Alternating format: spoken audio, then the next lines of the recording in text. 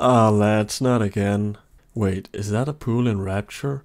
After the success of Bioshock, a sequel was a no-brainer, but following and building on the strength of the original Bioshock would be no easy task, and it was ultimately given to 2K Marin. The team consisted of people who worked on the first game and newcomers, and it was the first and only game in the series to not feature Ken. The task on hand was simple, but not easy. Deliver an experience both familiar and new, despite garnering positive reviews on release. A lot of people felt like the game was a disappointment compared to the original, and to this day a lot of people still feel this way, and some feel like it's the best installment in the series. My opinions conveyed in this video are the correct ones though. This video contains spoilers for Bioshock 1 by the way. Dumbass. You have all obviously had enough time to play and replay Bioshock 1 several times whilst I was writing and editing this video. The game starts with an opening cinematic through the point of view of a big daddy going about gathering Adam with his little sister in Rapture, and everything you expect to be there is there. And the cinematic is more or less a quick reintroduction to the world, save for the very end, where a splicer hits you with the hypnotized plasmid, and an unfamiliar woman appears. There we are. He's perfectly safe now. This is not your daughter. Do you understand? Her name is Eleanor, and she is mine. Now, kneel, please. Remove your helmet.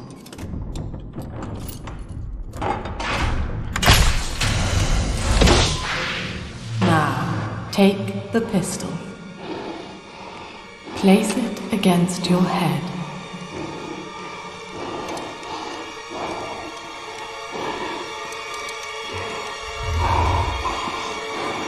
Fire. Kill yourself, Walt. What? Just kill yourself. 10 years pass, the year is 1968, and you drop out of a Vita chamber like the piece of shit you are. Somehow you survived a gunshot to the head, which has never been done before, and now you're back after 10 years. How, you ask? A gentleman never tells. Oh, here it is. Never tells. No. The first thing you notice as you get your senses back is how absolutely beautiful the game is. But more on that later. I think some real shit is about to go down. You no longer take the role of a bodiless himbo, but instead of a lovable big daddy named Subject Delta. As you might have noticed, your trusty wrench is nowhere to be seen. Instead, now you have a big drill attached to your hand. You being a big daddy now. But again, more on that later. Please be patient, okay? But wrench or no wrench doesn't change the nature of man, and as you approach a gatherer's garden, you realize this.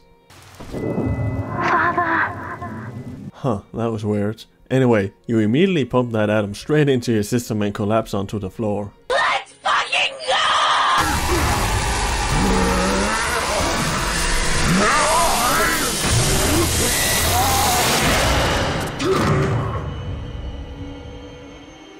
Daddy was sleeping for such a long time, and Eleanor has missed you.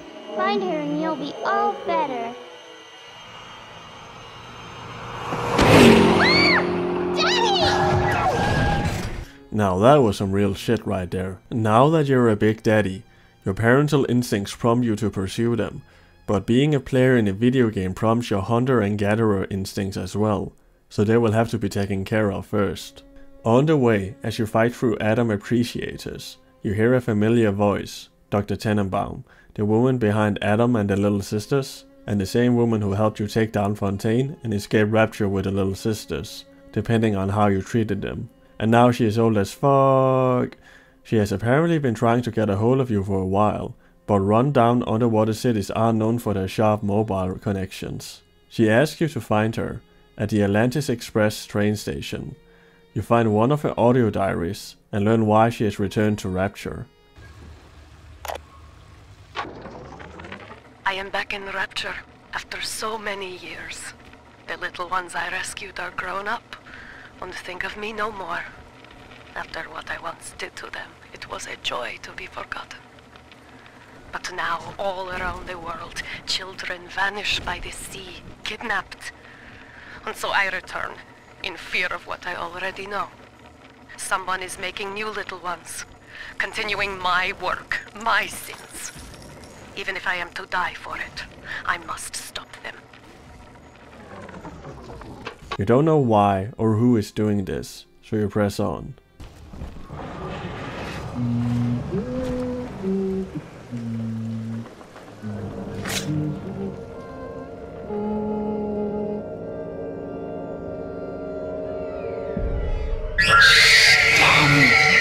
Big sister doesn't want you playing with me.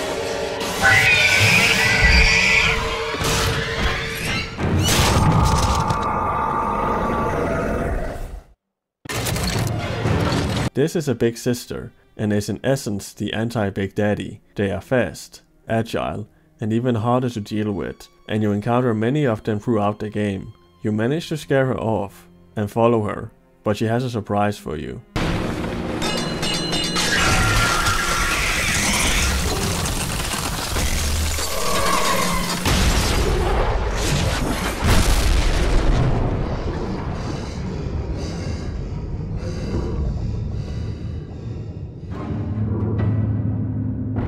Another new addition in the sequel is these underwater sections, and they're easily one of the most striking parts of the game visually, especially this first one, which takes your breath away with a combination of both the visuals and the music. They are what connects the game's different levels together, in contrast to the original where you simply went through a door or you took a bathysphere. And while out and about you can also collect the Atom Sea Slugs for some bonus atoms. You're now in a new area of Rapture, where you're reunited with an old friend, hacking.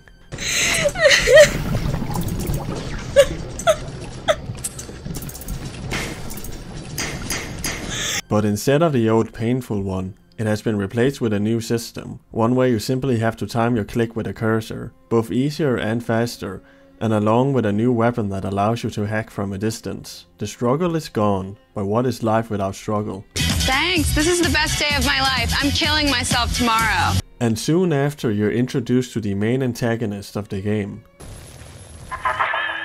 I know you.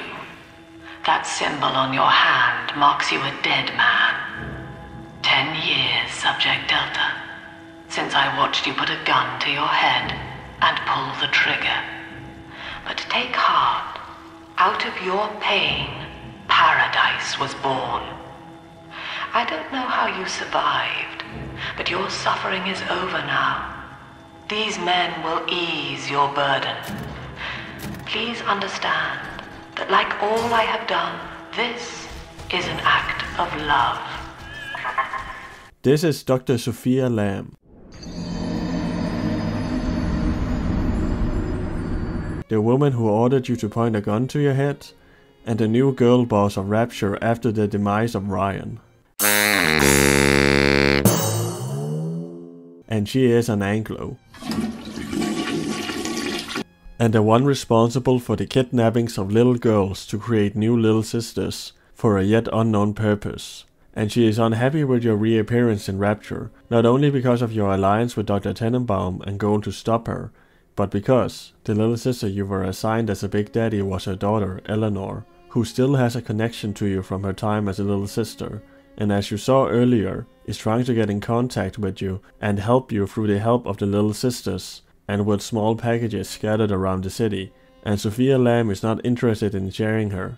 You play as Subject Delta, one of the original Big Daddies, and it's your job to track down Lamb and Eleanor and put a stop to the kidnappings, with the help of some friends along the way. The age of engineer gaming is over. Enter the age of the driller, and let me tell you, I can't get enough. The range was satisfying, but the drill, oh boy, it's good. It has 2 attacks. You can either smack your enemies with it, emitting the best sound you've ever heard,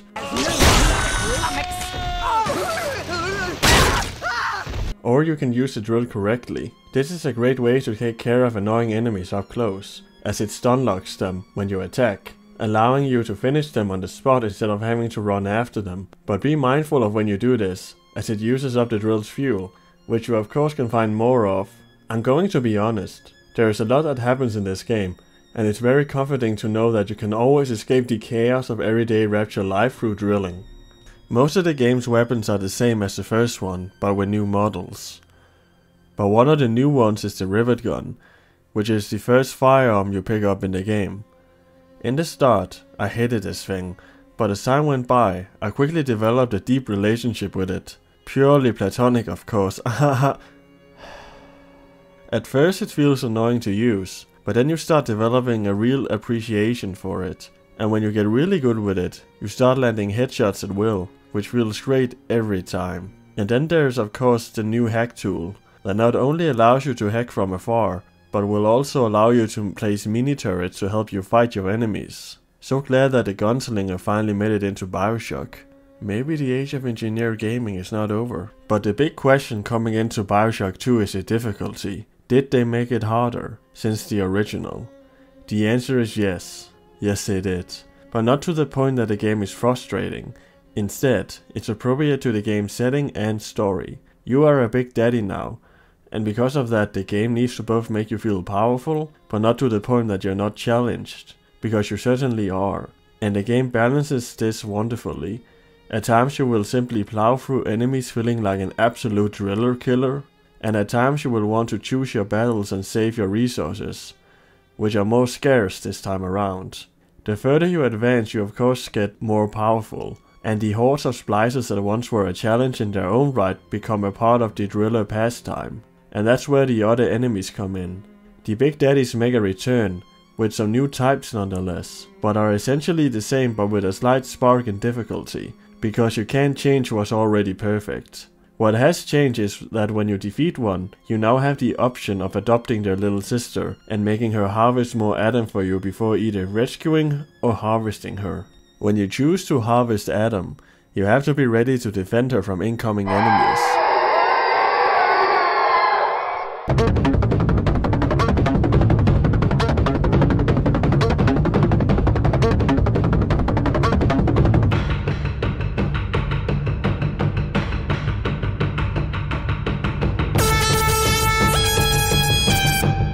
So lay a plan of attack, and if you fail, come back better next time. Once you finish the harvesting, you might want to let the little sister stay with you, as she provides banter when you carry her around. Dance song, you stupid box of shit! It's dancing, Dad! It's dancing! And be wary when you decide to rescue or harvest them, as after a certain number a big sister will appear. The newest addition to the Rapture family, wink wink, is the big sister. The game takes place many years after the original, and the little sisters that were left in Rapture have all grown up. Fighting them is a different experience from the Big Daddies, and the battles are a whole lot of fun, and require everything from you, making fighting Big Daddies seem like a relief. They also announce their presence very loudly.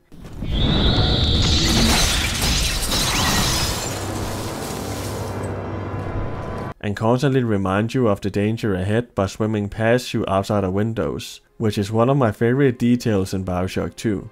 And this is a small thing that slightly elevates Bioshock 2 above its predecessor, its improved presentation. From the very start the game hits you with stunning visuals, and makes Rapture feel new in a way, despite you endlessly exploring it in the first game and the sequel taking place many years later. The game casts the city in a new light, making you feel both nostalgic for Rapture, but also giving you that sense of seeing something new. But it isn't the case with everything in the game. Some of the levels fail to truly stand on their own because of their visual likeness to the original, despite being well-designed playgrounds in their own right.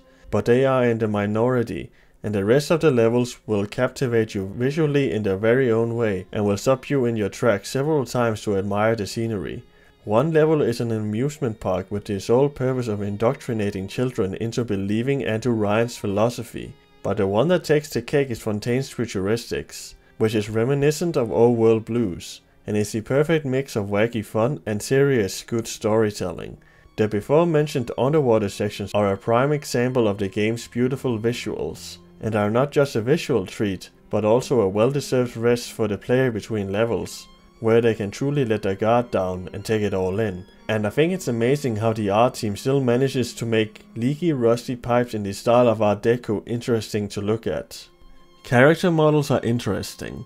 In the original, the harm done by Adam was very visible on the splicers, and in Bioshock 2 it's still the case, but worse.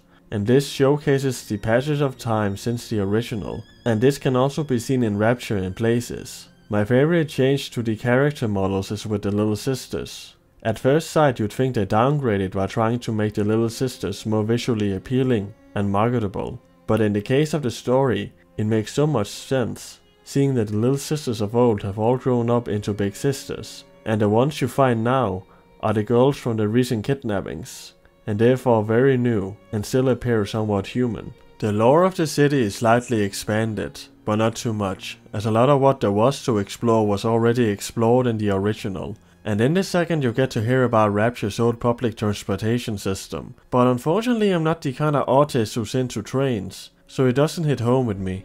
Instead, what will grab your attention is the new cast and their stories, and the expanded lore of the old one. Sophia Lamb is easily one of the best parts of Bioshock 2, and like the big sister is the anti-Big Daddy, she is the anti-Andrew Ryan. Instead of preaching about the individual, she preaches about the group. In short, she is an altruist. One of the things Andrew Ryan truly despises. She was originally brought to Rapture for her credentials in the field of psychiatry to counsel the isolated populace.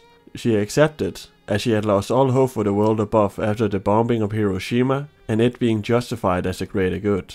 She saw Rapture as an opportunity to create a true utopia and use her therapy sessions with the city's citizens to spread her altruistic beliefs, and slowly she turned more and more over to her side, mainly targeting the poor, and created the Rapture family, a cult based around her views. And she raised her daughter Eleanor to be the perfect altruist, and tried isolating her from others as not to gain any bad influence. In her mind, the ego and itself is the one thing keeping humanity from reaching utopia, and therefore it must be removed. Awareness of self is no miracle, Eleanor. It is a trick of the gene, an endless inner refrain asking, what's in it for me? To serve the world, we must grow deaf to the self. Are you ready? Now, stop listening to my voice. Stop listening. Stop. Difficult, isn't it? Human verbal cues are defensive coloration, camouflage. Play this recording until you no longer hear the words. Then you may observe the people for who they are. And this is what she tried to achieve with her daughter Eleanor. She realized that utopia could not be achieved until the utopian was born, but she was stopped in her tracks by Andrew Ryan, who had a spy planted in her ranks, eventually gathering enough evidence for her arrest. Lamb was too much of a threat to Ryan, as her cause gained more and more followers, and cast a doubt on Ryan's individualistic beliefs, and she was also absolutely wrecking him in public debates. Religious rights, Doctor? You're free to kneel before whatever tribal fetish you favor in the comfort of your own home. But in Rapture, liberty is our only law.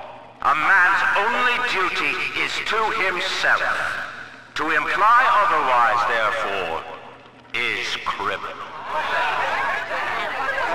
Ask yourself, Andrew, what is your great chain of progress but a faith?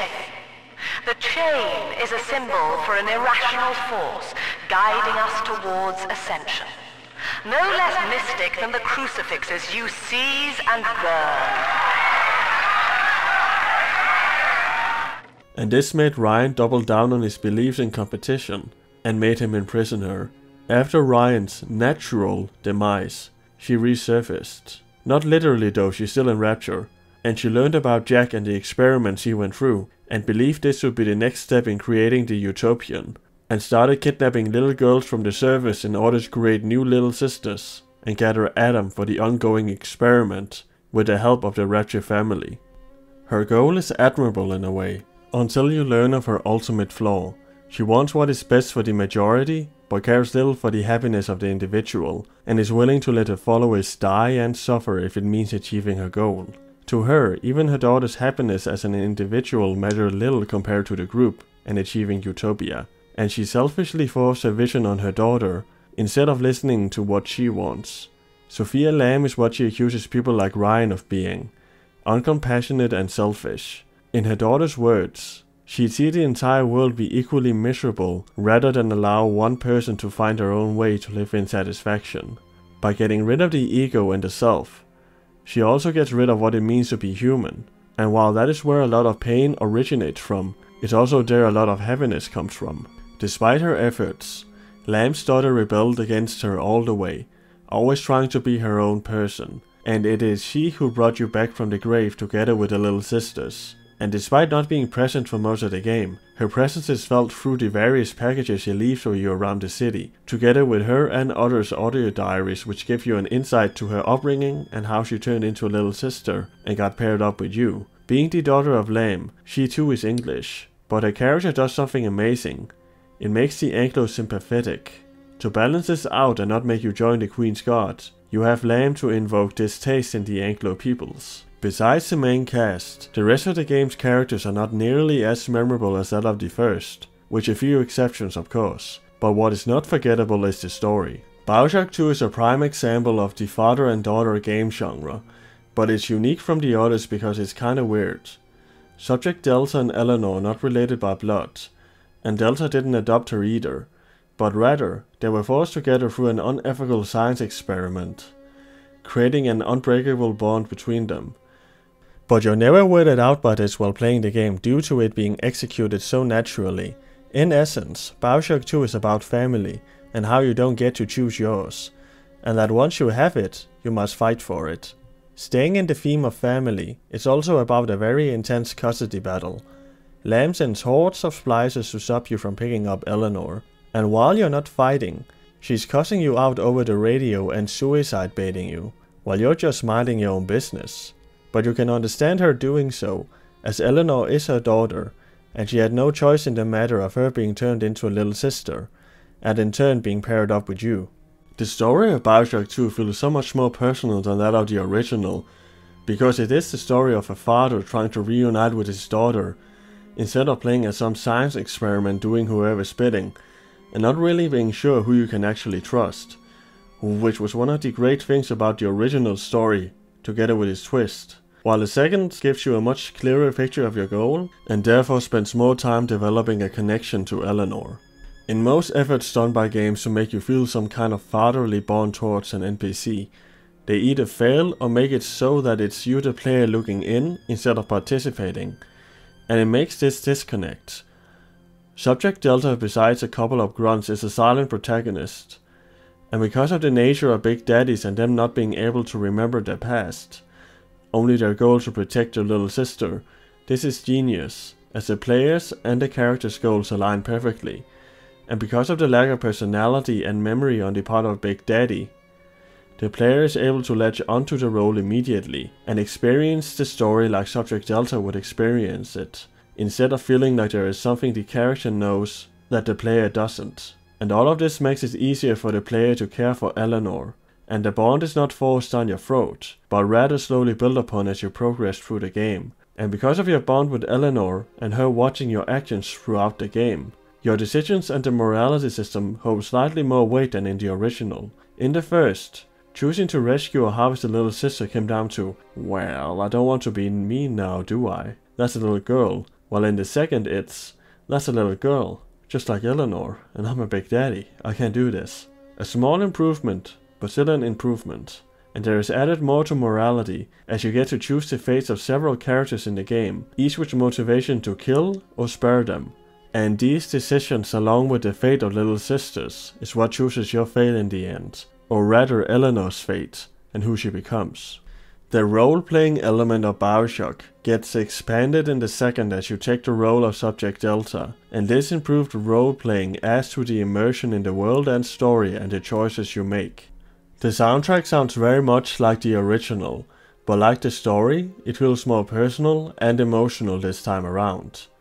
It doesn't surpass the original soundtrack, but rather creates something different, and that is the story of Bioshock 2 as a sequel, very much like the original, but different, and a game you can't miss. So please, would you kindly play Bioshock 2? Bioshock 2 also has a multiplayer. Yeah,